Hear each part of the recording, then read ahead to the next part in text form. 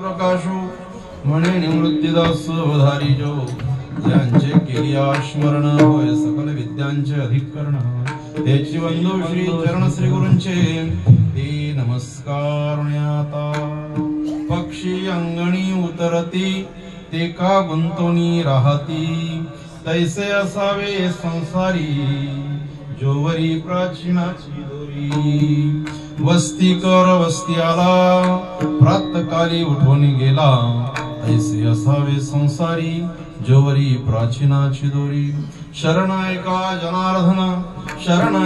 जनार्दन ऐसे असता भयकवन ऐसे असावे संसारी जोवरी प्राचीनाची दोरी विठ्ठल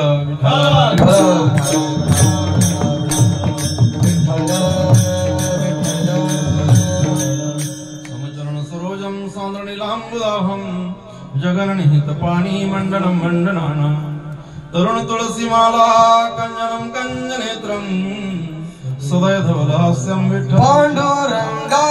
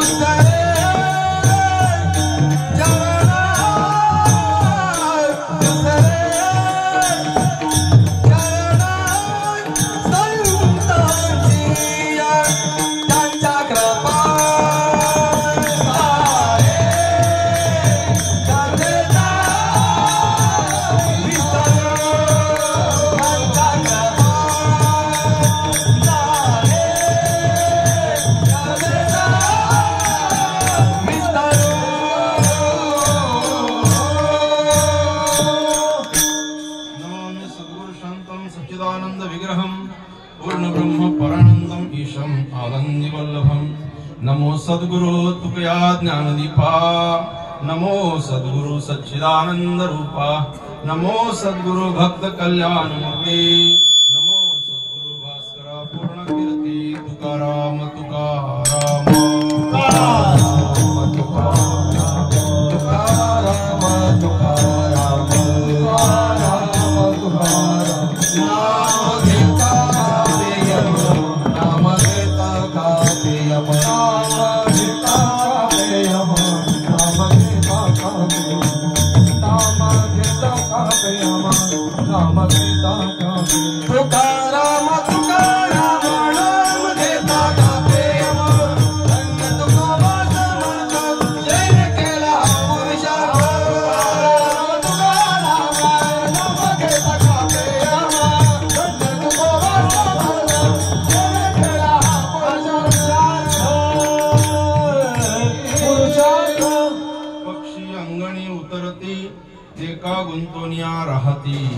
तैसे असावे संसारी जोवरी प्राचीनाची दोरी प्राप्त प्रसंगी प्राप्त स्वरूपी आपल्या श्री क्षेत्र दापोडा या गावी आणि आपणा सर्वांचे सुपरिचित असणारे श्री श्रीमान मोहनदादा पांडुरंग पाटील यांच्या धर्मपत्नी असणाऱ्या कैलासवासी संगीताताई मोहन पाटील यांना आजपासून बरोबर 1 वर्ष अगोदर देवाज्ञा झाली आणि त्यांचं आज पुण्यस्मरण आणि या पुण्यस्मरणात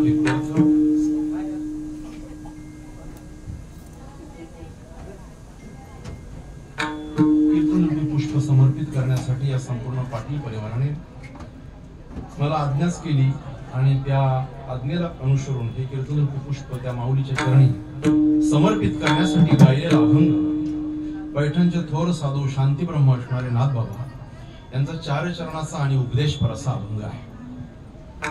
या अभंगाच्या माध्यमातून नाथ बाबा सांगतायत संसारामध्ये कसं असावं, थोडा इको कमी, संसारामध्ये कसं असावं तर त्या ठिकाणी 2 दृष्टांत देऊन आणि सिद्धांत मांडलेला आहे। 2 दृष्टांत दिली, एक पक्षाचा दृष्टांत दिलेला आहे। पक्षी अंगणी उतरते, ज्या पद्धतीने पक्षी आपल्या अंगणात उतरतात, उडून जातात, तशा पद्धतीने माणसाने संसारामध्ये असावं. आणि आपण संसारामध्ये किती दिवस असू तर जोपर्यंत प्राचीनाची दोरी म्हणजे जोपर्यंत आपलं प्रारब्ध आपलं आयुष्याचं प्रारब्ध जोपर्यंत आहे तोच पर्यंत तुम्ही आम्ही या संसारामध्ये राहू शकतो. एकदा प्रारब्ध संपलं एकदा आपलं आयुष्य संपलं की तुम्ही आम्ही राहू शकणार नाही जरी प्रयत्न केले तरी सुद्धा. आणि अजून त्यात होत नाही तर अजून एक जोडीला उदाहरण अजून एक मांडलं त्या ठिकाणी वस्तीकर वस्ती आला. एखादा वस्तीकर म्हणजे पाहुणा पांतस्ती पाहुणा नाही पांतस्ती जर कदाचित आपल्याकडे वस्तीला आला तर तो सकाळी जसा उठून जातो ना तसं माणसाने संसारातून सहज निघून जावं. आणि अशी सहजता ज्या वेळेला तुमच्या जीवनामध्ये येईल तर नाथ बाबा सांगतात की तुमच्या जीवनाची भीती निघून जाईल. तुमच्या जीवनात तुम्हाला भीती राहणार नाही. विठ्ठल विठ्ठल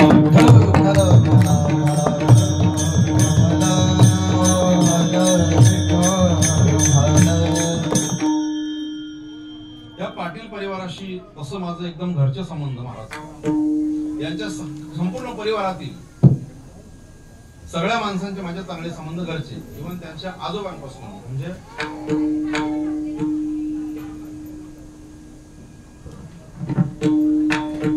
तर ते आणि त्यांचे नातवंड 3 पिढ्यांचे परिवार माझे त्या परिवाराशी माझे चांगले संबंध आहेत. त्यामुळे यांच्या घरातल्या सगळ्या माणसांचा स्वभाव राहणीमान या सगळ्या गोष्टी मला चांगल्यापैकी माहिती आहे.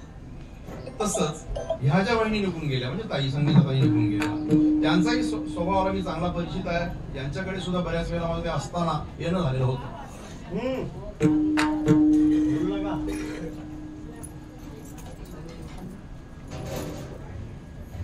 साधा सरळ स्वभाव. आणि सांगू का आपल्याला कोणाला सांगायची आवश्यकता नसते कोणाला स्वभाव कसा असतो.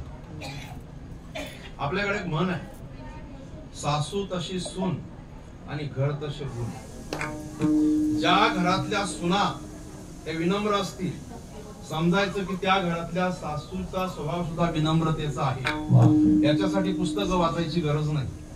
आलं का लक्षात. ज्या घरातली मुलं अगदी दुसऱ्याचा आदर करणारी असतील समजायचे की आई वडिलांचे संस्कार चांगले आहेत. ज्या घरातली मुलं उद्धट असतील समजायचे की आई वडिलांची शिकवण वेगळ्या प्रकारची आहे. आता त्यांना 3 मुलं आहेत अखिल निखिल आणि स्वप्नील अशी 3 मुलं दोघांची लग्न झाल्या 2 सुना आहेत. अतिशय विनम्र बोली त्या अतिशय विनम्र बोली संपूर्ण परिवारामध्ये म्हणजे सांगायला अभिमान सुद्धा वाटतो आणि स्तुती केल्यासारखं पण होते. भांडण करून कोणी त्याच्या घरातच नाही माणूस हे काय ना कोणी हे काय ना आपला पण त्यांनी भांडण नाही केली तापड आहे थोडासा तापड आहे तो पण सगळे अगदी विनम्र व्यवसायामध्ये अडकलेली माणसं सगळी व्यवस्थित आहेत. पहिल्यापासून म्हणजे आजोबांपासून ते आता नातवंडांच्या पतवंडांच्या पिढीपर्यंत त्यांच्या घरात अगदी सुंदर माणसं जन्माला आली अक्षरशः. आणि त्या घरात या ताईंचा विवाह पिंपळगावरून झाला मोहनदादांबरोबर संसार झाला. पण मी बऱ्याच ठिकाणी असं ऐकले थोडा आवाज द्या थोडा आवाज होता. मी असं थोरांच्या मुखातून ऐकलेलं आहे महाराज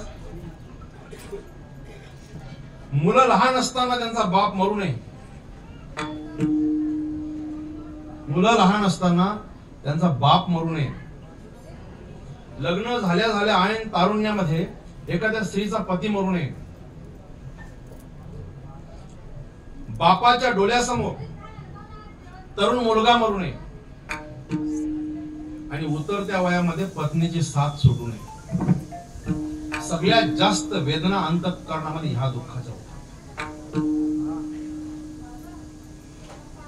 दादांचं वय हे विदुराचं नाहीये. माणसाला ऐन तारुण्यामध्ये पत्नीची जेवढी आवश्यकता नसते तेवढी आवश्यकता त्याच्या उतरत्या वयामध्ये असते. वेलोवेली प्रत्येक माणसाला गोळी चालू आहे त्या गोळीची आठवण करून देणारी ती पत्नी असते. लक्षात आपल्याला बाथरूम मध्ये गेल्यानंतर टॉवेल सुद्धा बाथरूमच्या दरवाजावर लटकवणारी पत्नी असते. आपल्या बाथरूम मधला आपला साबण संपला हे आठवण करून देणारी पत्नी असते. उद्या आपण कुठे जाणार असो आपले कुठले कपडे घालणारे अगोदरच्या दिवशी विचारणारी पत्नी असते. आणि रात्र कितीही झाली तरी तो ड्रेस तयार करून ठेवायचा. उद्या यांना तो घालायचा आहे. उद्या कुठले तुम्ही चप्पल कुठले बूट घालणार आहात याची खबरदारी घेणारी ती पत्नी असते. आणि अशा वेळेला की ज्या वेळेला आपण जड झालेलो असतो, ह्या वयामध्ये 50च्या नंतर प्रत्येक माणूस जड झालेला असतो, त्या वयामध्ये त्याला नितांत पत्नीची आवश्यकता असते. या सगळ्या गोष्टींची आठवण करून देण्यासाठी, नवे नवे एक दोघांची हितगुज करण्यासाठी. कारण जोपर्यंत तुम्ही तरुण आहात तोपर्यंत तुम्हाला मित्र आहेत, तुमच्याशी चर्चा करू शकतात ते. पण एकदा तुमचं वय उतरलं ना दादा, की तुमच्या जवळचे मित्र नाहीत, तुमची मुलं सुद्धा तुमच्याजवळ 5 मिनिटं बसून तुमच्याशी बोलणार नाहीत. त्यावेळेला तुमच्या सुखदुःखाची विचारपूस करणारे कोण असतील तर फक्त पती आणि पत्नी दादा. पती आणि राजहंसाची जोडी असते, तसा एक हंस सोडून गेला, एक हंसाला या ठिकाणी एकट्याला दिवस काढावे लागतात.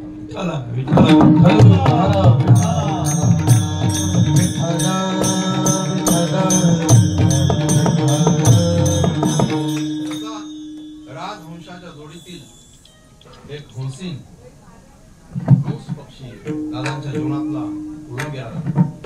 परंतु ईश्वर सत्तेपुढे विलाज नसतो. एकदा माणसाचं आयुष्य घडलं की त्याला कोणी थांबवू शकणार नाही. आणि सहजताईंनी साथ सोडून या परिवाराची त्या निघून जाऊन त्यांना बरोबर 1 वर्ष झालं. 1 वर्षाच्या प्रवासामध्ये हा जीवात्मा यमदरबारामध्ये पोहोचलेला असतो. आणि हा यमदरबारामध्ये पोहोचल्यानंतर त्याच्या प्रित्यर्थ नामस्मरणाचा उद्घोष व्हावा म्हणून नामस्मरण करावं. पुण्यस्मरणाच्या प्रित्यर्थ या ठिकाणी तो पोहोचल्यानंतर त्याला आनंद वाटावा की मी गेल्यानंतर सुद्धा भगवंताच्या नामस्मरणाचा उद्घोष माझ्या घराजवळ चालू आहे. आणि इथे होणारं जे पुण्य आहे नामदानाचं, अन्नदानाचं, त्या पुण्याच्या जोरावर यमधर्म त्यांना चांगल्यात चांगला मार्ग निश्चित देईल असा माझा ठाम विश्वास आहे. विठ्ठल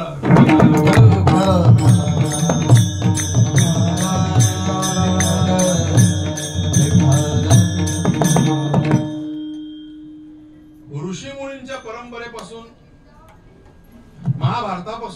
महाभारताच्या अगोदर त्रेतायुगापासून श्राद्धाची जी पद्धत आहे ती तशीच आहे.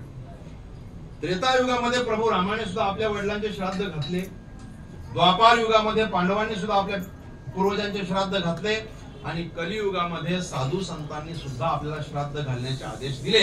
नवे स्वतः श्राद्ध घातले. तुकोबराय स्वतः सांगतात की पिंड पदावरी तिला आपुल्या करी झाले गयावर्जन फिटले पितरांचे ऋण. म्हणजे श्राद्ध हे तोतांड नाहीये. श्राद्ध आता कोणी लोक बोलत असतील पुरोगामीवादी असतात, हे सगळं तोतांड आहे. पण प्रभू रामापासून आलेली परंपरा आहे, त्याला तोतांड आपल्याला बोलता येणार नाही. आणि त्याला ते तोतांड बोलण्यावर तुम्हाला आम्हाला काही अधिकार नाही. फक्त फरक एवढाच आहे की त्या वेळेला ज्या काही श्राद्धाच्या पद्धती असतील त्या पद्धती आता असतील असं आपण गृहीत धरू शकत नाहीये. द्वापार त्रेतायुगामध्ये किंवा कलियुगामध्ये तर प्रत्येक कालानुसार काही ऋषी लोक, काही विद्वान लोक नाना परीचं मंथन करून, विचारांचं मंथन करून ज्या वेळेला जशा पद्धतीचे श्राद्ध घालण्यास सोयीस्कर पडतील तशा पद्धती मांडलेल्या असतात. तुम्ही आम्ही आता या कलियुगामध्ये ज्या पद्धती वापरतो त्या धर्मसिंधू प्रमाणे वापरतो. आता काश्मीर पासून कन्याकुमारी पर्यंत धर्मसिंधू प्रमाणे चालणारी जेवढी लोक आहेत, जेवढे ब्राह्मण आहेत, त्यांच्या सगळ्यांच्या पद्धती सारख्या असतात. पण एखाद्या ब्राह्मणाला धर्मसिंधू काय आहे तो माहीतच नसेल तर त्याची पद्धत चुकू शकते किंवा त्याची पद्धत त्याच्या पद्धतीप्रमाणे होऊ शकते. किंवा तो अन्य ग्रंथानुसार करत असेल, कोणी गरुड पुराणाप्रमाणे करत असेल. पण गरुड पुराण आणि धर्मसिंधू याच्यामध्ये फारसं तारतम्य नाही किंवा फारसा फरक नाहीये, जवळ सारखंच आहे. मग श्राद्ध आहेत. श्राद्ध म्हणजे नेमकं काय तर श्रद्धेया कीर्तीत श्राद्ध, जे तुमच्या आई वडिलांच्या प्रित्यर्थ तुम्ही श्रद्धेने जे काही करता, क्रियाकर्म करता, त्याला श्राद्ध असं म्हणतात. श्राद्ध म्हणजे नेमकं काय आणि याचे प्रकार किती तर श्राद्धाचे 3 प्रकार आहेत. किती प्रकार आहेत? 3 प्रकार आहेत. नवश्राद्ध, नवमिश्र श्राद्ध आणि पुराण श्राद्ध असे 3 प्रकारचे श्राद्ध आहेत. जसा आपण लहान असताना शाळेत होतो तेव्हा एकच पुस्तक आपल्याला होता, इतिहास. आपण काही काळांतराने 5वी 6वी ला गेल्यानंतर त्याचं विभाजन केलं, कारण अभ्यासक्रम वाढला, त्याचं विभाजन केलं. इतिहास, भूगोल आणि नागरिक शास्त्र त्याचे 3 खंड पाडले. का बरं? तर भूगोलाचा अभ्यास इतिहासात होऊ नये आणि इतिहासाचा अभ्यास नागरिक शास्त्राचा होऊ नये म्हणून 3 खंडामध्ये जसा भाग केला तसं नवश्राद्ध, नवविशेष श्राद्ध आणि पुराण श्राद्ध असे मिक्स होऊ नये, वेगवेगळ्या पद्धतीचे श्राद्ध व्हावेत म्हणून कदाचित शास्त्रकाराने 3 खंड पाडून आपल्याला श्राद्ध दिले. आता नवश्राद्ध म्हणजे काय? तर मृत व्यक्तीच्या मृत वेळेपासून त्याच्या पित्यर्थ 9 दिवस पर्यंत जे श्राद्ध घातले जातात त्याला नवश्राद्ध असं म्हणतात. आता हे श्राद्ध तुम्हाला सविस्तर मांडत नाही कारण माझा अभंग वेगळ्या प्रकारचा आहे, परंतु श्राद्धानिमित्त कीर्तन असल्या कारणाने श्राद्धांविषयी थोडं का होईना, पुसट का होईना, पण ती माहिती प्रतिपादन करणं हे वक्त्याचं कर्तव्य असतं. पहिल्या दिवसापासून ते 9व्या दिवसापर्यंत त्या व्यक्तीच्या पित्यर्थ जी क्रियाकर्म केली जाते, जी पिंडदान केली जातात त्याला नवश्राद्ध असं म्हणतात. 10व्या दिवसापासून 1 वर्षभर पर्यंत जी क्रियाकर्म त्या माणसाच्या पित्यर्थ केल्या जातात त्याला नवमिश्र श्राद्ध असं म्हणतात. आणि वर्षानंतर त्याच्या पित्यर्थ ज्या क्रियाकर्म केल्या जातात, मग किती वर्ष तुम्ही करता याच्यावर तुम्ही अवलंबून आहात, त्या श्राद्धांना पुराण श्राद्ध असं म्हणतात. आता नवश्राद्धामध्ये पुराण श्राद्ध आहेत, दररोजचे श्राद्ध आहेत, प्रत्येक दिवशी प्रतिदिन श्राद्ध आहेत, विषम श्राद्ध आहेत, ते नवश्राद्धामध्ये येत असतात. अस्थिचंचन श्राद्ध आहे. ही सगळी श्राद्ध कुठे येतात? नवश्राद्धामध्ये येतात. नवमिश्र श्राद्धामध्ये जी तुमची मासिक श्राद्ध आहेत, प्रवासानिमित्त जी 16 पिंडदान केली जातात त्याला मासिक श्राद्ध असं म्हणतात, ती येतात.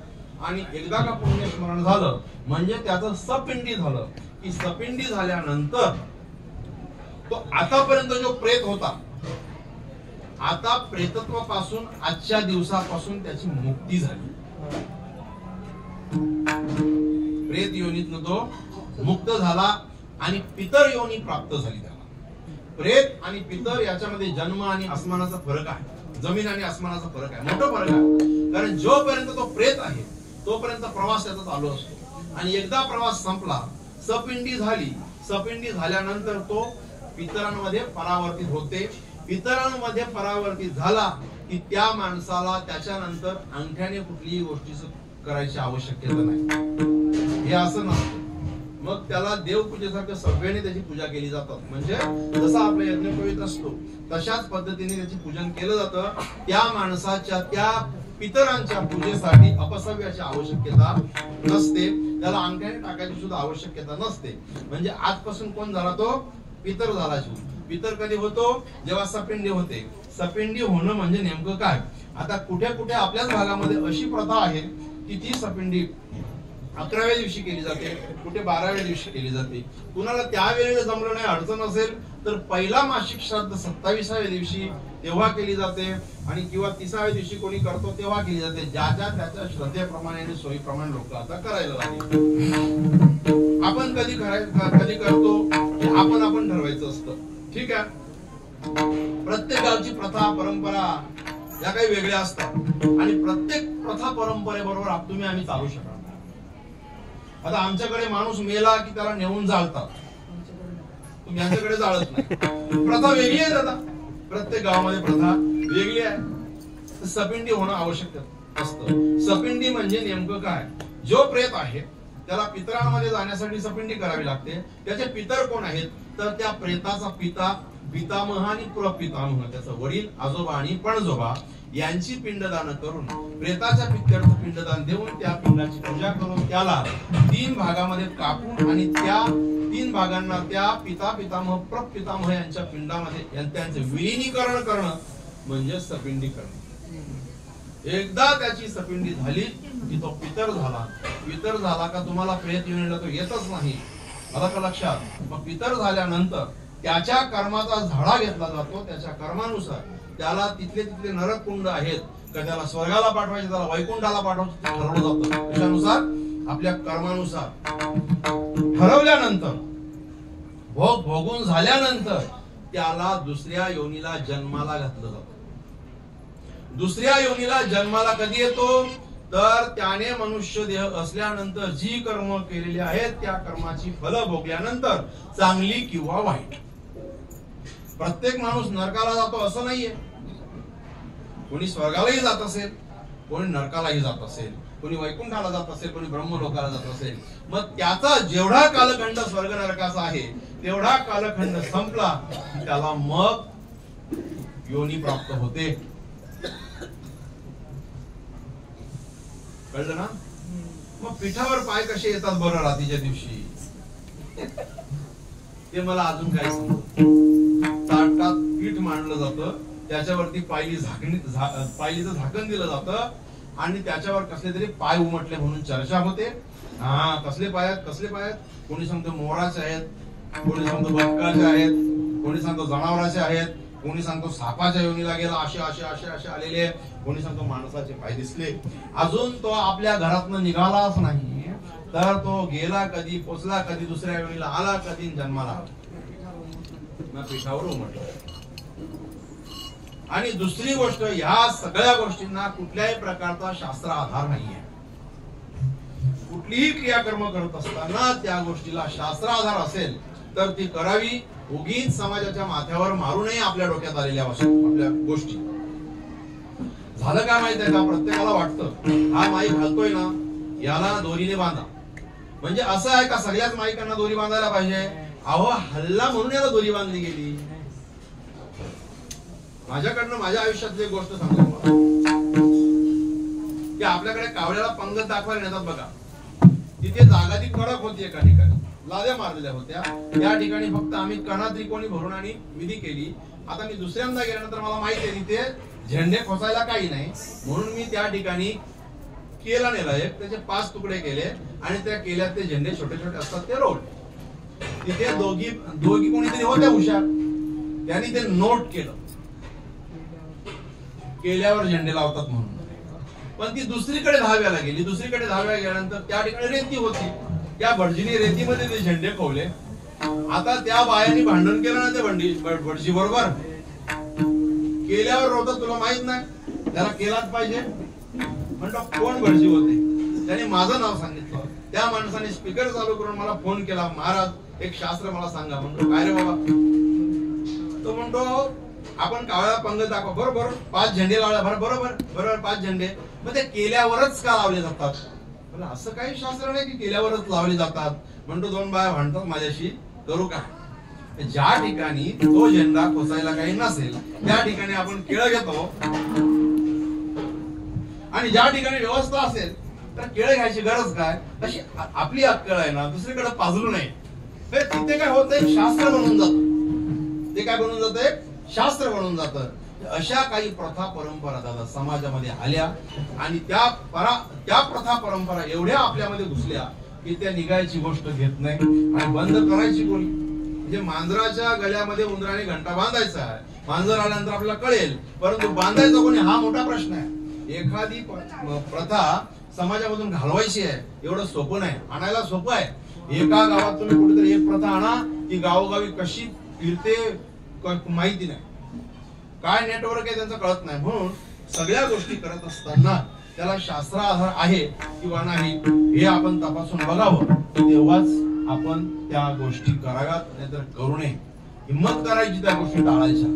आता वर्ष श्राद्धाच्या वेळेला अनेक ठिकाणी गणेश पूजन केलं जात नाही, पण आपल्याकडे प्रथा असल्यामुळे आम्हाला कराव्या लागल्या.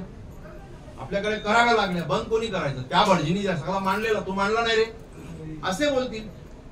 म्हणून त्या करणे उचित असते. वर्ष श्राद्धाच्या वेळेला प्रतिमेचं पूजन होतं आणि सगळ्यात महत्वाची गोष्ट वर्ष श्राद्धाच्या वेळेला तर्पण होणं आवश्यक असतं. जे तर्पण आपण पितृपक्षामध्ये करतो ते तर्पण आपल्याला वर्ष श्राद्धाच्या वेळेला करणे अनिवार्य किंवा उचित असतं.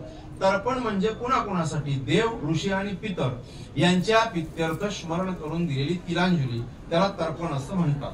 फक्त फरक एवढाच आहे की देवांना तर्पण करण्यासाठी तिल आणि जव वापरले जात नाही, यज्ञोपवीत सव्य असतं. ऋषींना तर्पण करण्यासाठी यज्ञोपवीत गळ्यामध्ये आपल्या चैन सारखा असतो आणि पितरांना तर्पण करण्यासाठी यज्ञोपवीत अपसव्य असतं, तिल असतात त्याच्यामध्ये. फरक एवढाच आहे. तर्पण आवश्यक आहे. तर्पणानंतर आपल्याकडे एक पद्धत आहे की 5 मुलांना जेवण घातलं की झालं. ते 5 मुलं म्हणजे नेमकं कोण ते आपण अजूनपर्यंत त्याचा विचार केला नाही. तर 5 मुलं श्राद्धाची म्हणजे आपण त्यांना ब्राह्मण आणायची पद्धत होती. ते ब्राह्मण मिळत नाहीत म्हणून 5 मुलांना जेवण घालण्याची पद्धत केली. हे 5 ब्राह्मण कोण? तर देवाकडनं येतात 2 पूर्व आणि आर्जव, आणि पितरांकडनं येतात 3 वसुरुद्र आणि आदित्य. यांची षोडोपचारे पूजा करून त्यांना वस्त्रभरणी करून दान दक्षिणा देऊन त्यांना संतुष्ट करणं श्राद्धाच्या वेळेला हे शास्त्राने सांगितले अनिवार्यता आहे. ते करावे. आता ते 5 ब्राह्मण आणायला परवडत नाही, एक परवडत नाही, तर 5 कुठून आणायचे? बरोबर ना? मग त्यांच्या पित्यर्थ धर्म सिंधू मध्ये छट पूजा करायला सांगितली. तुम्ही त्याचं स्वरूप मांडला. आता आपण गणपती पूजनाला सुपारी मांडतो का नाही दादा? तसेच ब्राह्मणांच्या ठिकाणी छट मांडले जातात. प्रत्येक वेळेला आपण गणपती आणून बसू का? नाही. मग आपण सुपारीला गणपती बनवतो का नाही? तसंच शास्त्रामध्ये त्याला आपल्याला परवानगी दिलेली आहे. छट पूजन केलं जातं. त्याच्यानंतर सपिंडी करून हवनाची पद्धत नाही, परंतु आपल्याकडे आल्या मुले आपल्याला करणं भाग पडायला लागलं. विठ्ठल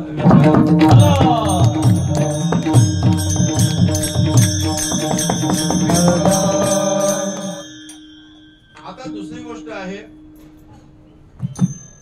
पुराण श्राद्ध.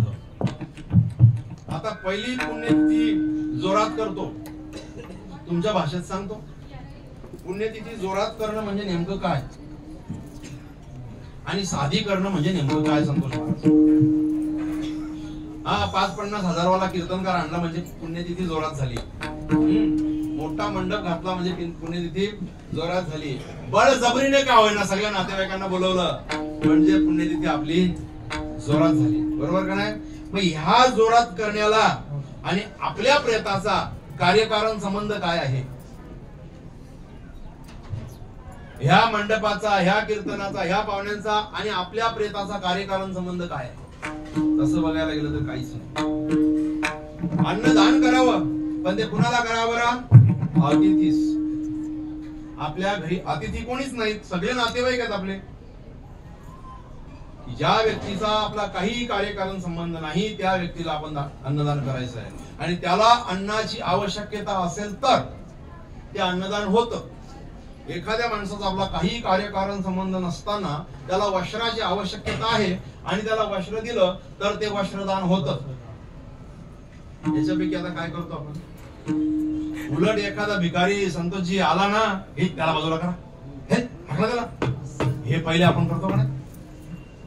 म्हणून श्राद्धाच्या वेळेला 5 लोक तरी अशी असावीत की ज्याचा आपला काहीही संबंध नाही आणि त्याला आजच्या दिवशी अन्नाची आवश्यकता आहे, त्याला अन्नदान करावं. 5 का होईना पण करावं. बाकी मी पाहुणे मंडळींना, नातेवाईकांना बोलवू नये या मताचा अजिबात नाहीये, पण कमीत कमी आपण जबाबदारीने, खबरदारीने त्या 5 माणसांना बोलत करायचं. बरं, हे काही लोक आपले येतात ते काड्या घालत घालीत चालतील, कोणी राहणार काय माहित, बरोबर जमलाच नाही त्याला. म्हणजे आपण एवढी आटापिटा करायची आणि त्याला ते नाव ठेवणार. पण ज्याला आपण घातलेल्या या अन्नाची खरोखर आवश्यकता होती तो माणूस लाभ आणि बरकत समजून हे सेवन करणार. अन्नदान त्याला करावं. विठ्ठला विठ्ठला.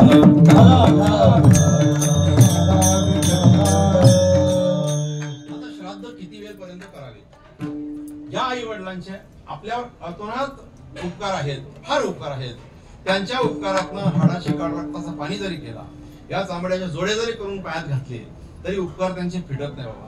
आणि यांच्या उपकाराचं स्मरण करण्यासाठी त्यांचं स्मरण करावं. जोपर्यंत करता म्हणजे आई वडील मेल्यानंतर त्यांचे कर्ते कोण मुलं असतात, हयात आहेत तोपर्यंत आई वडिलांचे श्राद्ध घालावेत. बरं, ते श्राद्ध घालण्यासाठी एवढा लवाजमा, कीर्तन मंडप, एवढा मोठा अन्नदान असण्याची आवश्यकता नाही. आपल्याच घरात फोटो मांडायचा, प्रतिमा मांडायची, त्यांची पूजा करायची मनोभावे त्या ठिकाणी एक पंगत, गाईला एक पंगत करावी, कागदस्पर्शासाठी वरती पंगत ठेवावी आणि आपलं श्राद्ध झालं. तेवढं जमलं नाही तर फक्त पंगत मांडायची, घरच्या फोटोजवळ गाईला एक पंगत द्यायची, श्राद्ध झालं. नाही जमलं तर कमीत कमी त्यांच्या फोटोला स्मरण करावं, हार घालावा, निघून जावं आपल्या कामाधंद्याला. एवढंही नाही जमलं, गुडघाभर पाण्यात जायचं, दक्षिणेला तोंड करायचं, हात वरती करायचे आणि गुडघ्याने आपल्या कोपरापासून असे हात जोडायचे, तरी सुद्धा तुम्हाला श्राद्ध केल्याचं पुण्य मिळतं. एवढंही नाही जमलं तर गावांच्या परिसमध्ये जायचं, आपल्या गळ्यात दगड बांधायची आणि एक उडी मारायची. नाही जमलं तर काय विलास? विठ्ठल विठ्ठल.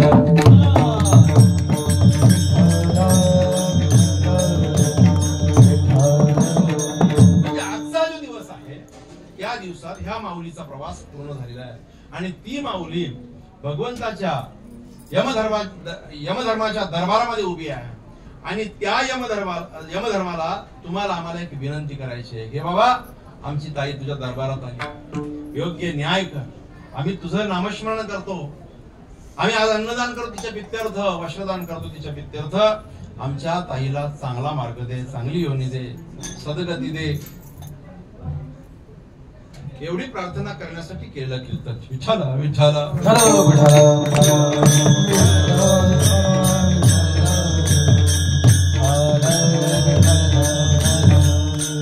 आणि ह्या कीर्तन रूपी पुष्प समर्पित करण्यासाठी नाथ बाबांचा अभंग निवडलेला आहे. शांतीब्रह्म असणारे की ज्याने काशीहून कावड आणावी आणि ती गाढवाला पाजावी असे असणारे नाथ बाबा, ज्याने बेलदाराच्या जोडप्याला आपल्या बिछाण्यावर झोपल्यानंतर त्यांच्या अंगावर पांघरून घालावं, एवढे शांतीब्रह्म आमचे नाथ बाबा,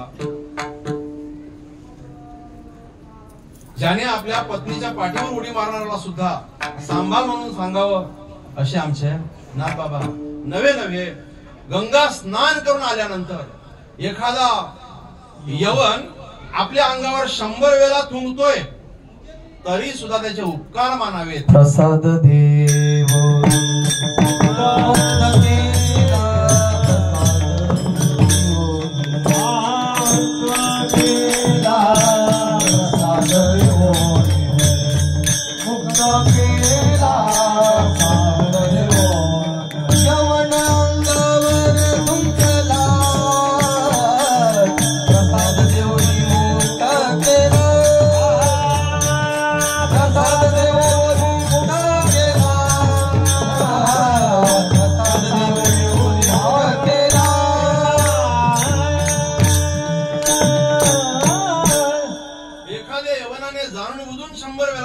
त्यांच्या अंगावर आणि पुन्हा गंगा स्नान करून यावं, पुन्हा त्या ठिकाणी बसावं, पुन्हा गंगा स्नान करावं.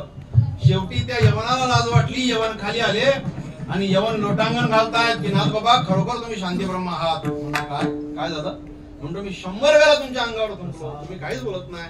त्याला आशीर्वाद दिला. म्हणतो, बाळा, तुझ्या मुले एकाच दिवसात मला 100 वेळा गंगा स्नान झालं. एवढा पॉझिटिव्ह विचार करणारे माझे नाथ बाबा होते आणि ते नाथ बाबा या अभंगाच्या माध्यमातून तुम्हाला आम्हाला संसारामध्ये कसं राहावं हे सांगतायत. कुणी कुणाला सांगावं याच्या पाठीमागे शास्त्र आहे दादा, कुणी कुणाला सांगावं याच्या पाठीमागे शास्त्र आहे. आपल्याला शाळेत शिकवायला बीएड सर असतात ना, डीएड असतात, पण तेच डीएड झालेले हायस्कूलला मात्र नसतात, ते बीएड असतात. पण कॉलेजला गेल्यानंतर मात्र ते डीएड सुद्धा चालत नाही. म्हणजे सांगणाराची पात्रता असावी लागते. ती तुम्हाला 7वीच्या विद्यार्थ्यांपर्यंत काय पात्रतेचा माणूस असावा, 8वी 9वी 10वीच्या विद्यार्थ्याला शिकवण्यासाठी काय पात्रतेचा शिक्षक असावा आणि कॉलेजच्या विद्यार्थ्याला शिकवण्यासाठी काय पात्रतेचा माणूस असावा. तशी या जगाला उपदेश करण्याची ज्याच्याकडे पात्रता असेल त्याने उपदेश करावा. उपदेश करणारे भरपूर आहेत. मी तुम्हाला आता उपदेश करायलाच बसलोय, पण खरंच माझी पात्रता आहे का हे मी स्वतःला तरी कमीत कमी विचारावं.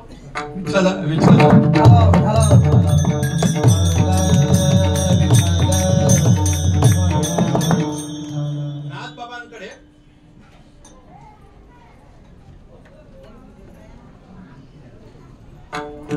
एक स्त्री आली, आपल्या मुलाला पकडूनच आणलं तिने. बाबा बघा ना, मुलगा ऐकत ना, म्हणतो काय करतो हा, फार गुळ खातो, हा जास्त गुळ खाऊन खाऊन खाऊन एक दिवशी काय रोग होईल, काही समजावा सांगा. नाथ बाबांनी सांगितलं, एक काम कर, तू पुढच्या रविवारी ये. या रविवारी आलेली, पुढच्या रविवारी ये. नाथ बाबांनी त्या रविवार पासून गुळ सोडून दिला, कारण नाथ बाबा हे स्वतः खायचे. आणि दुसऱ्या रविवारी आली. दुसऱ्या रविवारी आल्यानंतर नाथ बाबा त्या मुलाला जवळ बसवतात, बाळा अरे गुळ खाऊ नये, गुळ खाल्यानंतर तुझे दात किडतील, तुझ्या पोटात जंत होतील, याच्यानंतर पुढे जाऊन तू मोठा झालास, तुला डायबिटीस सारखा रोग होईल, म्हणून जास्त गुळ बाळा खाऊ नये. ती बाई चिडली ना बाबांवर. म्हणतो, बाबा तुम्हाला एवढंच सांगायचं होतं ना, काही औषध द्यायचं थोडी होता, आणि एवढं सांगण्यासाठी तुम्ही पुन्हा मला आठवड्यात बोलवतायत. त्या बाईला नाथबाबांनी सांगितलं, अगं माझ्या माऊली, माझ्या आई, पहिले गुळ सोडता मला येते का बघितलं. मी पहिले आठवड्याभर गुळ खाल्लं नाही, म्हणून त्याला उपदेश करण्याच्या पात्रतेचं झालो, म्हणून त्याला सांगितलं की गुळ खाऊ नये. जर मलाच 2 दिवसात जर राहावलं नसतं, मी पुन्हा गुळ खाल्लं असतं, तर मी त्याच्या भावना समजू शकलो असतो की तो राहू शकत नाही आणि त्या पात्रतेचं मी नाही. असे माझे नाथ बाबा. तर संसारात कसं असावं सांगतात, पण संसार आणि परमार्थ ह्या दोन्ही बाजू आहेत वेगवेगळ्या. परमार्थ हा वेगळा, संसार हा वेगळा. काही लोक संसार आणि परमार्थ दोन्ही करून फक्त परमार्थ करतात, संसारावर दुर्लक्ष करतात. काही लोक असे असतात, संसार परमार्थ करत असताना परमार्थ बाजूला ठेवतात, फक्त संसारच करतात. काही लोक अशी असतात, संसार पण करतात आणि परमार्थ पण करतात. आणि काही लोक असे असतात, संसार पण नाही करत, परमार्थ पण नाही करत, उगाच याच्या वस्त्रीला बस, त्याच्या पाळीला बस, या धंदा चालू त्यांचा. संसारामध्ये तुमच्या क्रियेला महत्व आहे. नीट ऐका, थोडंच सांगतो, थोडाच वेळ बाकी आपल्याला. संसारामध्ये तुमच्या क्रियेला महत्व आहे आणि परमार्थामध्ये तुमच्या हेतूला महत्व आहे. कशाला महत्व आहे? तुमच्या हेतू, तुमचा उद्देश काय उद्देश. या दोन गोष्टी मात्र पूर्ण वेगळ्या आहेत. याचा काही कारण संबंध नाही, कार्य आणि हेतू. आलं का लक्षात? एक तुम्हाला स्पष्टीकरण व्हावं म्हणून छोटस उदाहरण देतो. एका ठिकाणी एक मयत झालेलं होतं. ती लोक बाहेरची होती, सोसायटीमध्ये राहत होती. पण बाजूला मयत झाल्यानंतर फार लोक जमतात, फारच रडतात, आरडाओरडा करतायत. मग आपले बाबा मरण पावले, ह्याच्या पण मैतावर कोणीतरी रडायला पाहिजे. यांच्या घरात 4 माणसं होती, 4ही वेल एज्युकेटेड होती, त्यांना मोठ्याने रडता येत नाही. पण त्याच्याकडे एक पत्ता होता, कार्ड होता की आमच्याकडे रडण्यासाठी माणसं मिळतील. आणि त्या एजन्सीला त्यांनी फोन केला की म्हणतो अर्जंट 10 माणसं पाठवा. म्हणतो काय झालं, माझे वडील वारलेत, त्या ठिकाणी रडायचं. आता ती लोक आली रडायला. अहो, त्याने 10 जणांनी एवढा गोंगाट घातला, अख्खी सोसायटी उठवली. तुम्ही 100 जणी तेवढ्या रडू शकत नाही, तेवढ्या त्या 10 जणी रडत होत्या. तुम्ही रडता, त्या 10 जणी रडत होत्या. आता त्यांच्या रडण्याच्या पाठीमागे त्यांचा हेतू काय आहे आणि तुम्ही रडण्याच्या पाठीमागे तुमचा हेतू काय होता? क्रिया तीच आहे. क्रिया काय आहे? तीच आहे. पण दोघांचा हेतू मात्र मोले घातले रडाया नाही आसू. मोले म्हणजे मजुरीवर रडायला आणलेला माणूस आहे. त्याच्या अंतःकरणामध्ये जाणाऱ्याच्या विषयी काय माया, काय अश्रू येतील. हा, पण एखादा माणूस आहे, तो अजिबातच रडत नाही. त्याचा बाप वारलेला आहे, त्याच्या फिलिंग्स वेगळ्या आहेत, त्याच्या भावना वेगळ्या आहेत. अजून तुम्हाला पुढे जाऊन सांगतो, ह्या आपल्याकडचा नाही, आता ह्या पनवेल साईडचा आहे. एक म्हातारी मेली महाराज, एक म्हातारी मेली. या बाजूला मुली बसलेल्या होत्या 4 आणि या बाजूला 4 सुना बसलेल्या होत्या. फक्त हो का नाही तुम्ही सांगायचा. 8 जणी रडतात म्हातारीला, 8 जणी. दुसरे उपाध्यक्ष, सरचिटणीस भरपूर होते, सदस्य भरपूर होते, पण या मेन होत्या.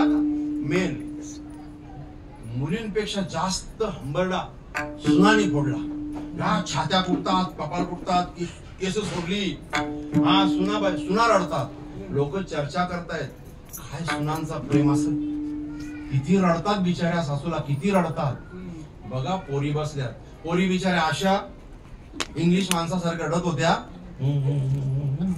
ना. लोक काय विचार करतायत, पोरी असून काहीच गोंगाट नाही, गपचूप रडतायत. आता तुम्ही सांगायचंय मला, त्या ठिकाणी जास्त दुःख पोरींना होतं का सुनांना होतं? हा, क्रिया कोणाची जोरात चालू होती त्या ठिकाणी? सुनांची. म्हणजे तुम्ही कबूल केलाय. बर, आता उद्देश, क्रिया एकच होती रडायची, पण दोन्ही पार्ट्यांचा उद्देश मात्र वेगळा होता. तसा क्रियेला संसारामध्ये महत्व आहे एखादा माणूस दररोज सकाळी उठून जातो, कामाला जातो, दररोज उठून जातो, रात्री लोक काय बोलतात, किती काबाड कष्ट करतो. ही त्याची संसारामधली क्रिया आहे. एखादा माणूस तोच सकाळपासून जातो मंदिरात, अख्खा देव दररोज निरमा पावडर लावून चोलतोय, घासते नुसता, दरवर्षी त्याच्या मुलं कलर बदलायला लागते. मग तो हा सगळं पूजा करतो आणि ठेवतो. त्याला विचारा, तुम्ही एवढी देवाची सेवा करताय, तुमचा उद्देश काय? त्यांनी सांगितलं, मी या मंदिरात कामाला आहे. मी कशाला कामाला आहे? माझ्या मालकाने मला योग्य वेळेला पगार द्यावा आणि महिनोमहिनी वर्षानुवर्षी माझा पगार वाढत जावा, हा देव त्याला चांगला दिसावा म्हणून मी चोलतोय. त्याची क्रिया सेवेची होती, पण उद्देश मात्र त्याचा वेगळा होता, त्याच्या फायद्याचा होता. बरोबर ना? मग या उद्देशाने कदाचित त्याचा पगार वाढेल, पण त्याचं पुण्य वाढणार. बरोबर ना? आता पुढे जाऊन सांगतो आम्ही, एक कोणी वाईट वाटून नाही घ्यायचा आपण. आता आम्ही इथे आलो, बरोबर ना? डुंगा, वडगर, खिडकाली, शिलफाटा, देवरुंग, दिवा, कामतघर गावात, अंजूर गावात दिवा. आलो का नाही? महाराजांनी मोठ्या मोठ्याने चाली बोलल्या का नाही? मी पण बेंबीच्या देठापासून बोलतो का नाही? बोलतो ना? सांगा मला आता, हा परमार्थ वाटतो का नाही? या परमार्थाच्या पाठीमागे आमचा काहीतरी हेतू असेल का? आहे का नाही? का फुकट आले आम्ही सगळं? म्हणून कीर्तन आणि परमार्थ याचा संबंध नाही. विठ्ठल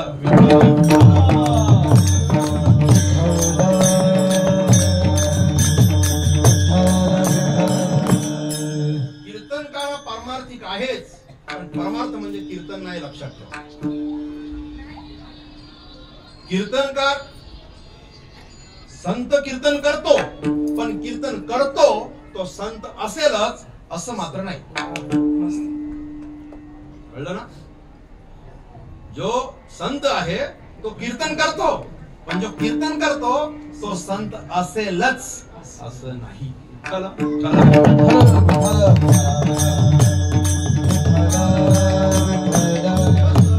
तुम्ही काय उद्देशाने भगवत सेवा करताय, काय उद्देशाने नामस्मरण करताय, काय उद्देशाने हरिपाठ करताय, कीर्तन करताय, काय उद्देशाने तुम्ही पंढरपूरला जातायत, काय उद्देशाने तुम्ही गावात सप्ते राबवतायत, तुमच्या उद्देशाला म्हणजे तुमच्या हेतूला महत्व आहे, आणि संसारामध्ये मात्र तुमच्या क्रियेला महत्व आहे. माझं चांगलं व्हावं, माझ्या घरामध्ये मोठा टीव्ही यावा, माझ्या घरामध्ये एसी लागावेत, हा तुमचा उद्देश आहे, पण हा उद्देश पूर्ण करण्यासाठी तुम्हाला क्रिया करणे आहे. तुम्हाला काय करणे आहे? क्रिया करणे आहे. म्हणून संसारामध्ये क्रियेला महत्व जास्त आहे, परमार्थामध्ये तुमच्या उद्देशाला महत्व जास्त आहे. संसार करत असताना आम्ही जो संसार करतो तो भगवत प्राप्तीसाठी सुद्धा करतो. आपली भगवत प्राप्ती काय? माझ्या मुलाने बोलावं फक्त की बापाने मस्त करून ठेवले, ही आपण भगवत प्राप्ती समजतो. त्याला भगवत प्राप्ती ल्यावे खावे बरे असावे संसार. म्हणजे संसार यालाच बोलावं का? सकाळी उठल्यापासून आंघोळ करायची, स्वयंपाक नाश्ता करायचा, दुपारचं जेवण, बस हा संसार आहे का? नाही. संसाराच्या व्याख्या फार वेगळ्या आहेत, फार वेगळ्या संसाराच्या व्याख्या आहेत. अनेक जणांनी अनेक संसाराच्या व्याख्या मांडल्या, पण कुठल्याही साधू संतांनी संसार गोड आहे म्हणून सांगितलं नाही, आणि संसार सोड पण सांगितलं. संसार गोड पण सांगितलं नाही, संसार सोड पण सांगितलं नाही. महाविष्णू मौली ज्ञानोबा राय सांगतात, तुम्ही असा ना संसारामध्ये, कोण तुम्हाला नाही बोलतो? असोनी संसारी जीवे वेदो हरी वेदशास्त्र हरी वेदशास्त्र हरी असोनी संसारे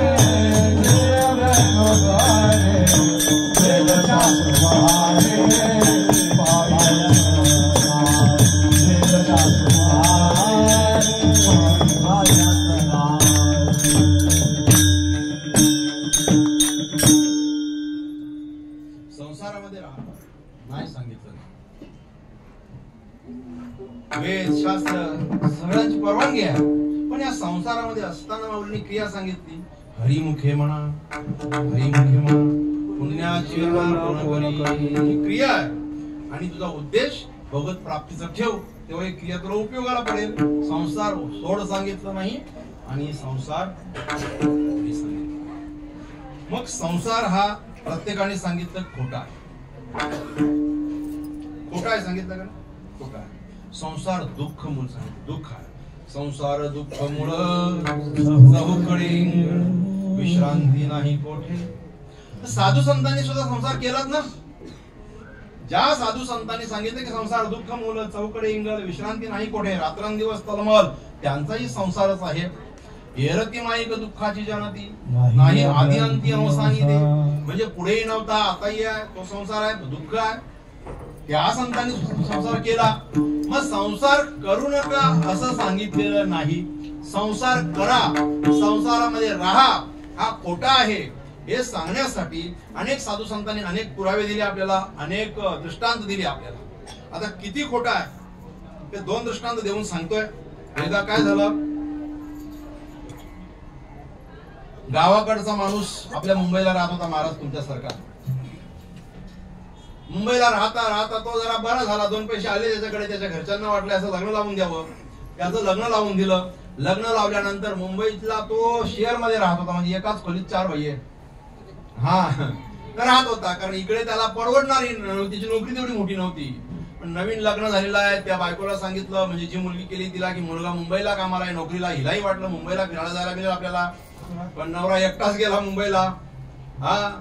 5 महिने झाले, 6 महिने झाले, नवरा काही येत नाही. ती फोन करते, मला मुंबईचा नवरा मिळाला म्हणून मला आनंद झाला, आणि तुम्ही मुंबईला गेले, मला मुंबईला न्या. तो सांगतोय मुंबईला बायको पोचणे कठीण आहे, स्वतंत्र रूम घ्यायला लागेल, संसाराचा खर्च वाढेल, खानावलीत जेवतोय ते बरं आहे माझं.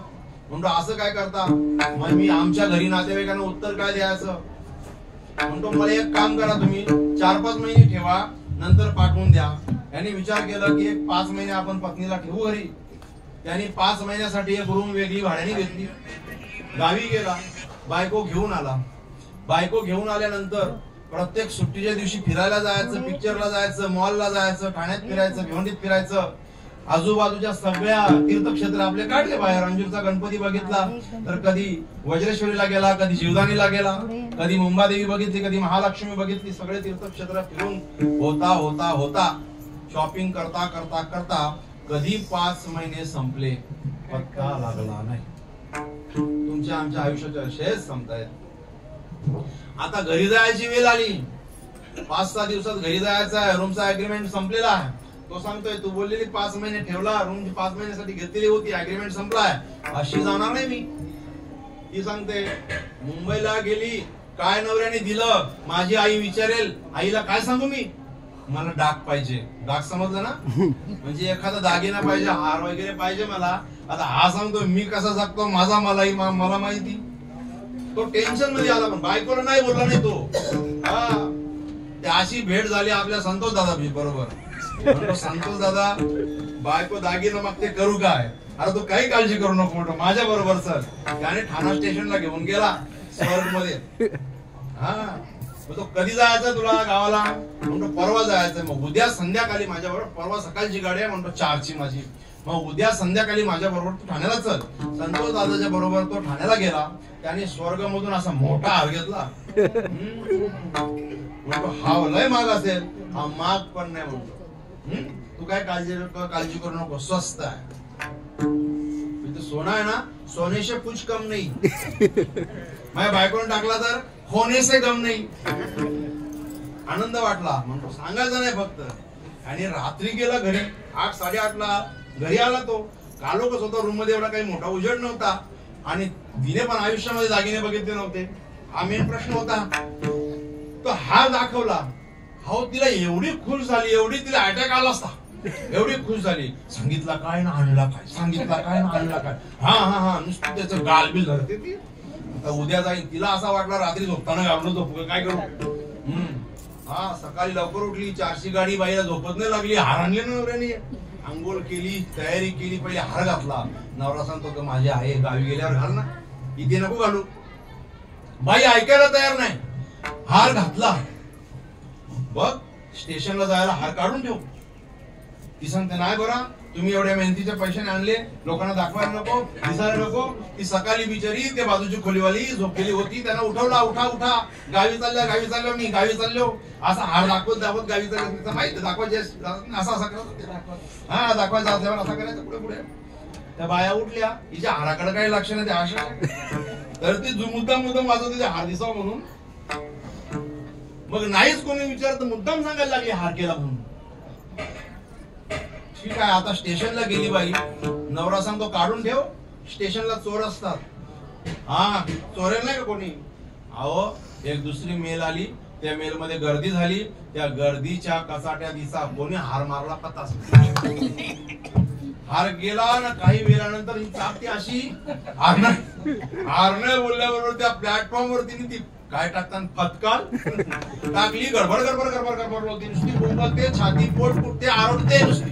हार गेला. किती लाखाचा माझ्या नवऱ्याने हार गेला, मेहनतीच्या पैशाचा गेला, हार गेला. आता नवऱ्याला माहित आहे. नवरा सांगतो गेला तर जाऊ दे, काही काळजी करू नको, तुला आम्ही दुसरा आणेल. पण तिचा कसं समाधान होईल. तिच्या नजरेत हार कसला आहे, सोन्याचा. पण नवरा हसतोय, बायको रडते. तसा नवऱ्याला माहिती आहे आपला हार काय कसा आहे, खोटा. तसा संसार हा खोटा. लटिका व्यवहार सर्व हा संसार.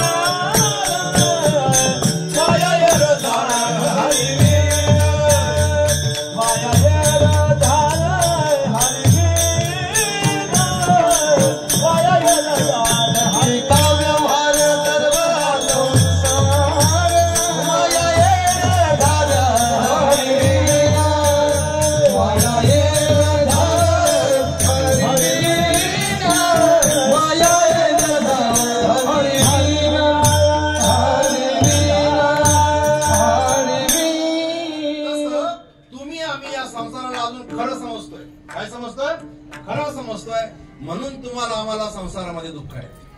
मुलगा ऐकत नाही, ही जो खोटा आहे. बायको ऐकत नाही, ही जी खोटी आहे. हे मी नाही बोलत, हे नाथबाबांचेच शब्द आहेत. बा तुझे तू सोयरे, तूच वडील बा आधारे, तू तुझे नि आधारे, वरकट मिळाले ते अवघे चोरगा. त्याला चोर म्हटलेला आहे, चोर. हा आणि ज्यांना हा संसार खोटा माहिती आहे त्यांना संसारामध्ये कधीच दुःख झाले. ते फक्त साधू संत आहेत.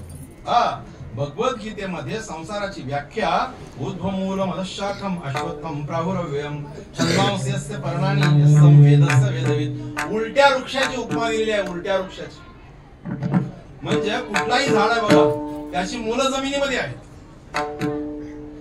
आणि वाढ कुठे आहे, वरती झालेली आहे. पण या ठिकाणी जो वृक्ष आहे त्याची पानं, त्याची फळं ही जमिनीमध्ये आहेत आणि मुलं मात्र वरती दिसत आहेत. असं झाड कुठे असतं बघितलं का. नदीच्या काठावर गेल्यानंतर तुम्हाला खाली शेंडा दिसेल झाडात आणि वरती मुलं दिसतील नितळ पाण्यामध्ये.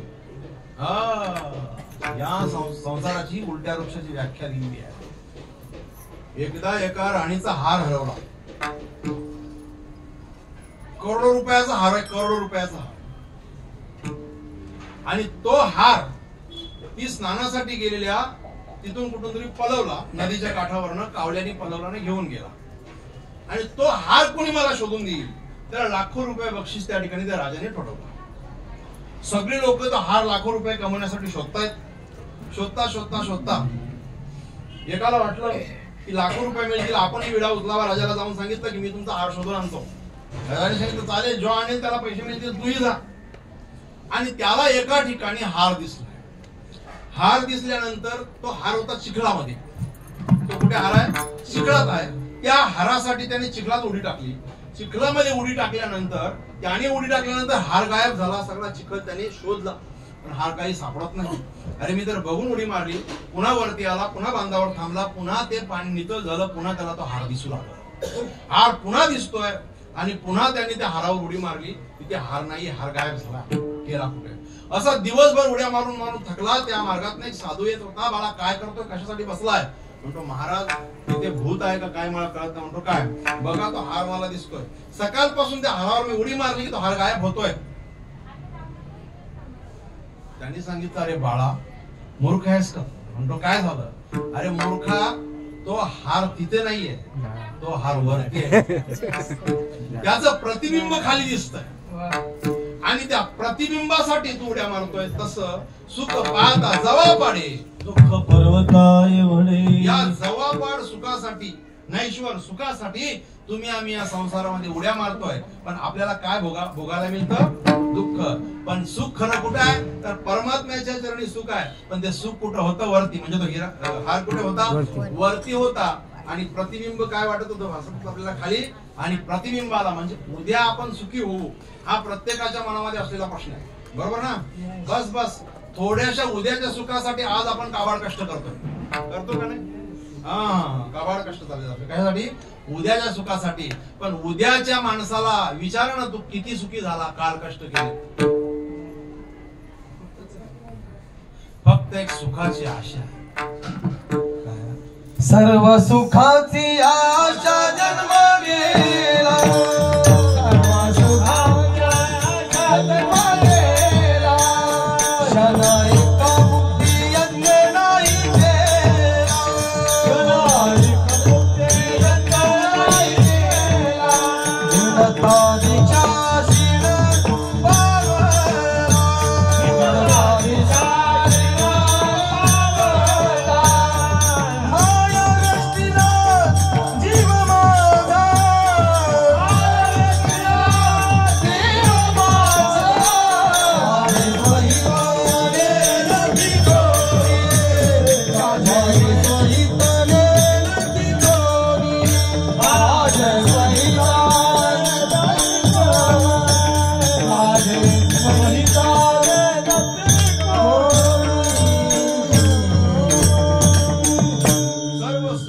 आशा जन्म गेला. क्षण एक मुक्ती यत्न नाही केला. मुक्तीसाठी काही प्रयत्न नाही केले आपण.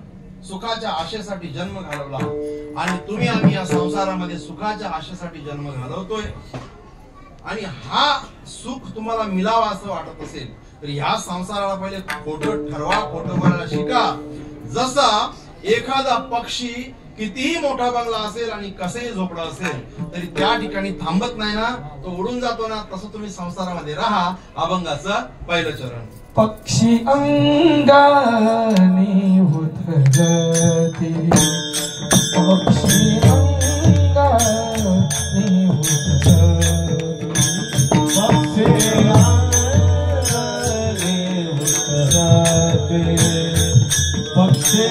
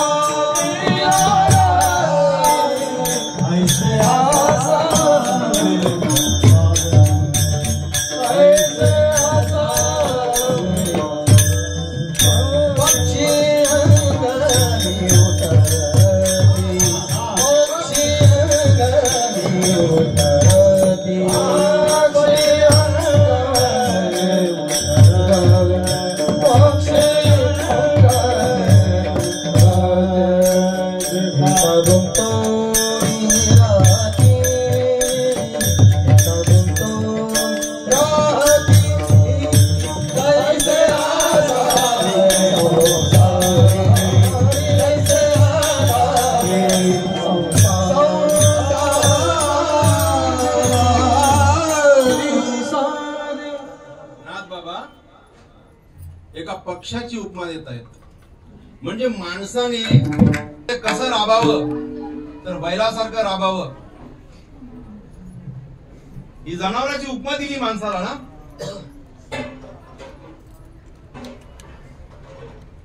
किती राबावं तुका म्हणे हेला ओझे वाहू वाहू मेला. हा, दुसऱ्यावर आपण आपला रोष कसा ठेवावा? एखाद्या सापासारखा ठेवावा. डाव उपमा, आपण आपल्या मालकाशी किती इमानदार राहावं याच्यासाठी आपल्याला कुत्र्याची उपमा द्यावी लागते. कुत्र्याचं आचरण घ्यावं लागतं.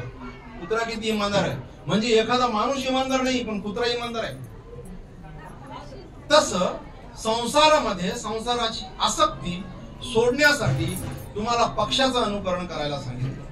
पक्षाचं अनुकरण करायला सांगितलं त्याला कारण असं आहे, एखादा आपल्या घरी पक्षी येत असेल, कबूतर येत असेल, मला कावला येत असेल, चिमणी येत असेल, तर कितीही मोठं तुमचं घर असेल, कितीही सावली त्या ठिकाणी होत असेल, कितीही चांगली तुम्ही बसायची त्यांना जागा करून ठेवलीत, कितीही पाण्याची खाण्याची सोय त्या ठिकाणी केलीत, ते पक्षी तिथे राहत नाहीत.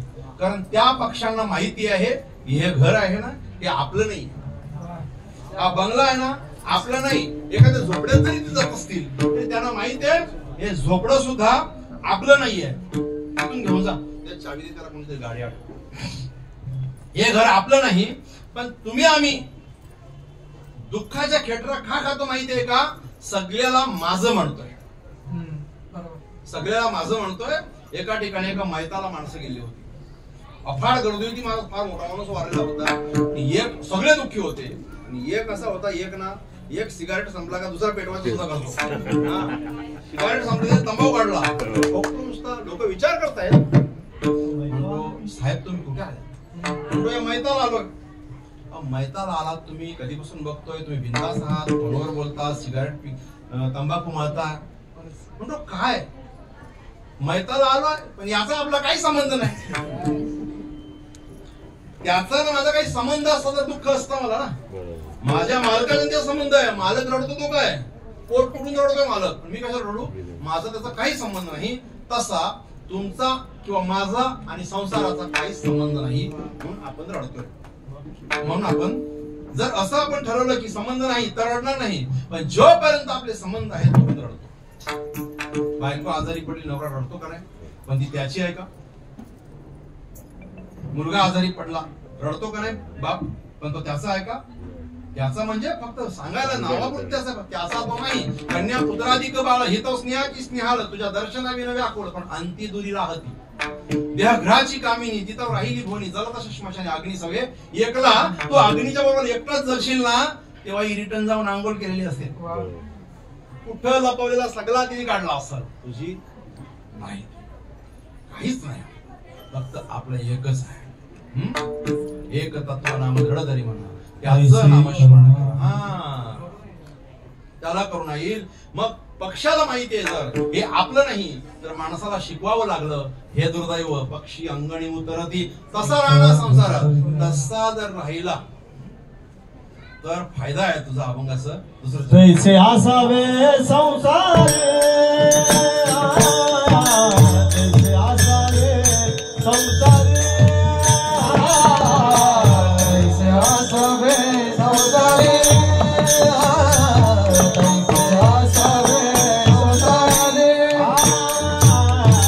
तैसे असावे संसारे, तैसे असावे संसारे, तैसे असावे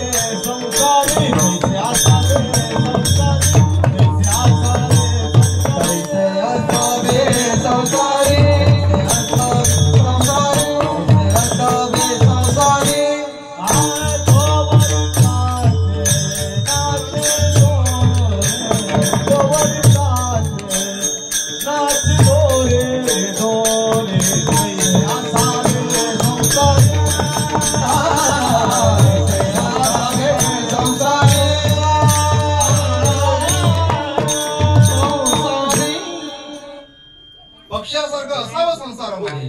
पण कुठपर्यंत असावं? जोवरी प्राचीनाची दोरी.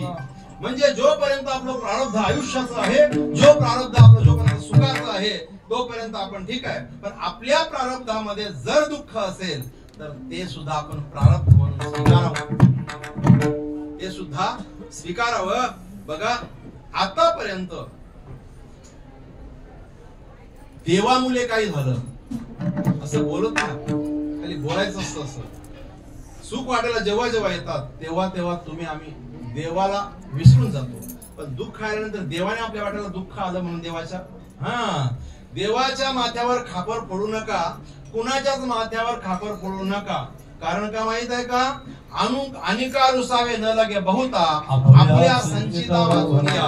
तुम्ही आम्ही आज ज्या सुखात किंवा ज्या दुःखात आहोत, ही तुम्हाला आम्हाला सुख आणि दुःख जशी आले ती आपल्या मुलेच, आपल्या प्रारब्धामुळे आहे. भोगतो न घडे संचिता, भोगतो न घडे संचिता वाचुनी.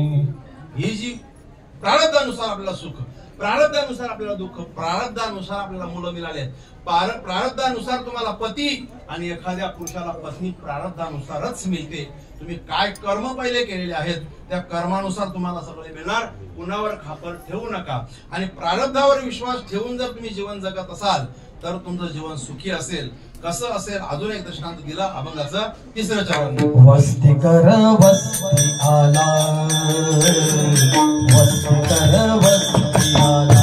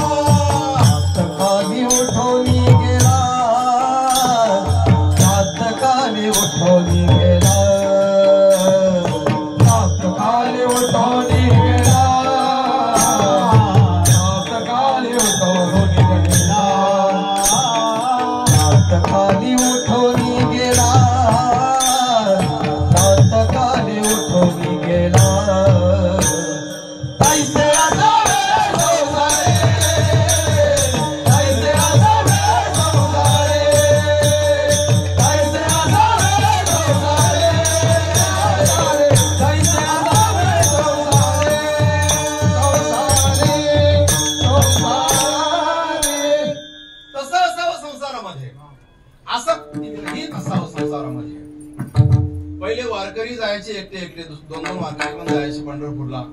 लोक त्यांची व्यवस्था करायची रस्त्याला. आता तीच प्रथा दिंड्यांमध्ये आहे. बोला, नर्मदा परिक्रमेला बघायला मिळते ती श्रद्धा लोकांची. आता एखादा परिक्रमा करणारा पांथस्ती जर आपल्या गावावरनं जात असेल तर ती लोक त्याला थांबवतात. आमच्याकडे चला, भोजन प्रसादी करा आणि वेळ झाला असेल तुम्ही आमच्याकडे थांबा वस्तीला. आदराने आज सुद्धा अख्ख्या प्रदक्षिणेला 3,500 किलोमीटरची प्रदक्षिणा आहे. लोक रस्त्याला उभे असतात की आपल्याकडे कोणीतरी वळावं म्हणून. एखाद्या पांथस्त्याला एखाद्या श्रीमंत माणसाने फिरवावं आणि आपल्या घरी घेऊन जावं. आता आपल्याकडे हा पांथस्ती आलेला यात्रिक आलेला आहे, त्याच्या पदस्पर्शाने आपल्या घरातली इडापिडा निघून जाईल. याच्या पदस्पर्शाने आपल्या घरातली काही अवदसा निघून जाईल. याच्या पायाची माती आपल्या घरात पडावी या उद्देशाने त्याने घरी आणलेला आहे.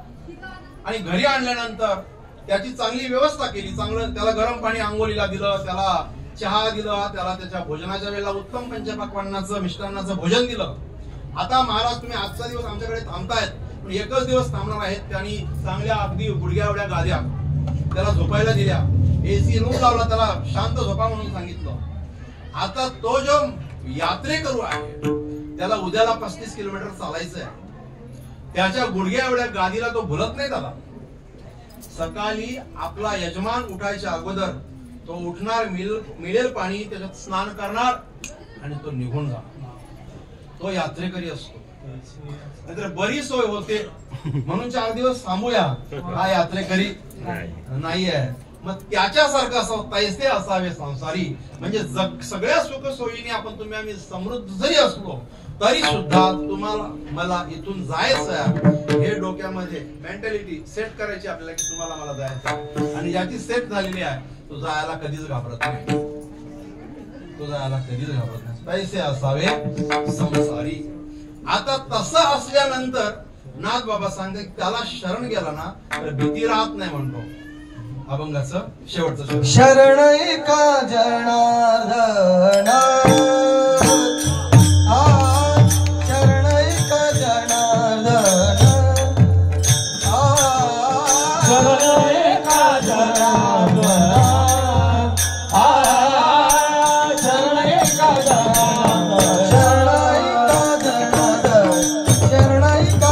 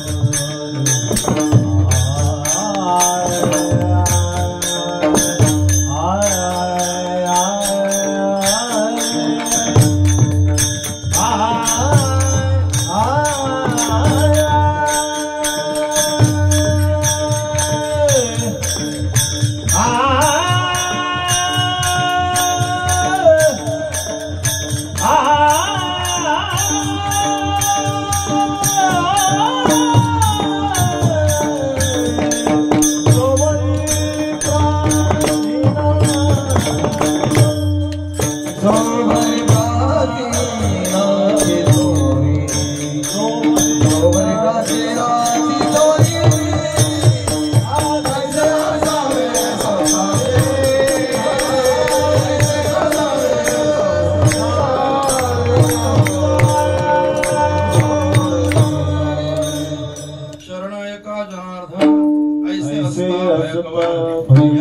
चरणावर आपण चर्चा करूया आणि एकदा प्रेमाने गोड भजन करूया परमात्म्याचं. नंतर चर्चा करू. सेवेला पूर्ण 10 मिनिटात 5 मिनिटात देतो. विठोबा रखुमाई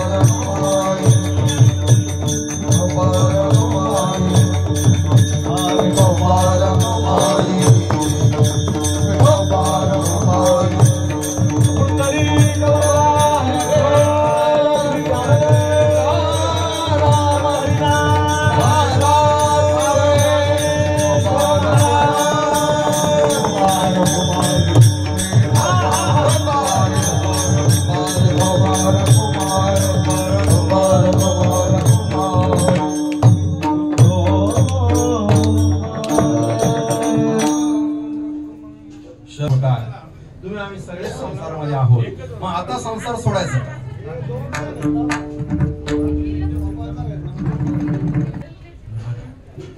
तुम्हाला मला ह्या विश्वाला तो भक्षण करतोय, याच्यापासून दूर राहायचं.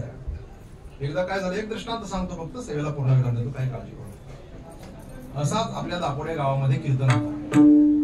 रात्री कीर्तन होता आणि त्या गावामध्ये साप आले. कीर्तन झाल्यानंतर एक माणूस घरी गेला, दरवाजा उघडलाय त्याने, बस त्याच्या पलंगावर असा मोठा 5 फुटीचा साप फणा काढूनच आहे. आता 5 फुटीचा साप फणा काढून बसलेला आपल्या पलंगावर आहे. आपण सेल्फी काढायला जाऊ का सुधार त्याच्याकडे? अरे बाबा, साप दादा सेल्फी काढतो. याने काय केला, दरवाजा तसाच बंद केला, घर टाकून पळून निघून गेला, पळाला. दुसरा एक साप दुसऱ्याच्या घरी गेला, त्याने दरवाजा उघडला. त्याने दरवाजा उघडल्यानंतर बघतो तर आपल्या बेडवर साप आहे, फणा काढून आहे. तो थोडा हुशार होता. त्याने काय केलं, त्याच्याकडे चिमटा होता, त्या सापाला पकडलं. त्या सापाला पकडल्यानंतर त्या सापाला गोणीत घातलं आणि आपल्या डोंगरीत जाऊन त्याने साप सोडून दिला. तिसरा एक माणूस गेला,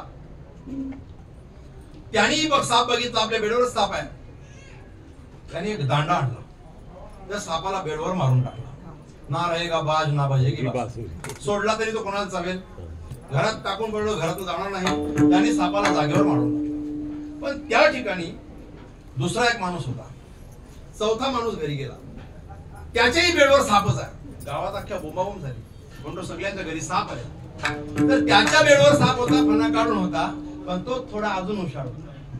त्याने काय केलं, त्या सापाचा फोटो काढला, आपल्या लॅपटॉपला लावला, त्याने गुगलला सर्च केलं कुठल्या प्रकारचा साप आहे, याच्यात विष कुठल्या प्रकारचा आहे, हा विष कुठल्या बाजूने सोडतो, ह्याच्या विषाने माणूस किती वेळात मरतो, सगळं बघितलं. त्याच्यानंतर अगदी त्याने पद्धतशीर तो साप पकडला आणि त्या सापाचे 2 दात त्याने पाडून टाकले. त्या सापाचे 2 दात पाडून टाकल्यानंतर त्या सापाला त्याने एका छोट्या टोपलीमध्ये घातलं आणि तो गावोगावी त्या सापाचा खेळ करू लागला.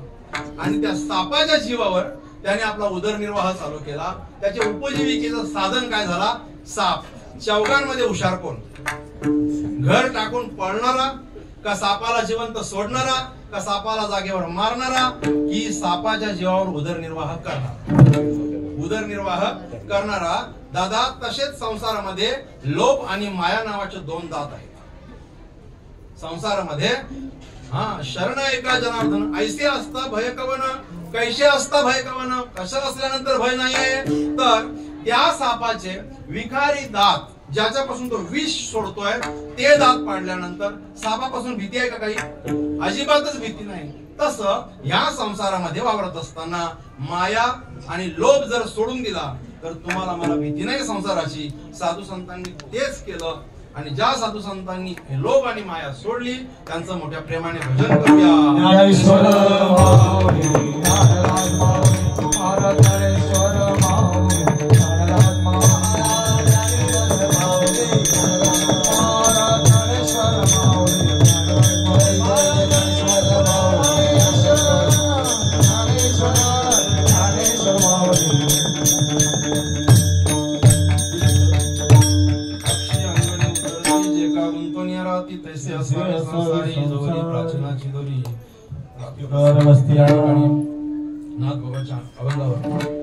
माझ्या बुद्धीप्रमाणे यथावकाश यथामती चर्चा करण्याचा प्रयत्न केला. या सेवेसाठी आमचे रमेश दादा यांनी मला निमंत्रण देऊन बोलवलं संपूर्ण परिवाराच्या वतीने आणि तुम्ही सगळे या ठिकाणी उपस्थित आहात. या गावचे विद्यमान सरपंच सन्माननीय विजयजी गोपीनाथ पाटील स्वतः सेवेला म्हणजे आहेत, कीर्तन ऐकायला आहेत, माझा लहानपणीचा मित्रही आहे. संतोष दादा आहेत, आमचे नारायण बाबा आहेत, सुधाकर आहे, आमचे सकाराम बाबा आहेत, कोणाकोणाची नावं घ्यावी सगळी. आणि माझ्यावर फार प्रेम असणारे आमचे जनार्दन बाबा या ठिकाणी उभे आहेत, पंढरी दादा आहेत कीर्तनाला. आणि सांगू का, बऱ्याच गावात हरिपाठ आहेत, पण दापोड्याचा जो महादेवी हरिपाठ मंडळ आहे फार छान, फार छान. म्हणजे कसं माहितीये का, कमी वेळामध्ये त्याने पावली आणि टाळ हरिपाठ पाठ करून बसवला.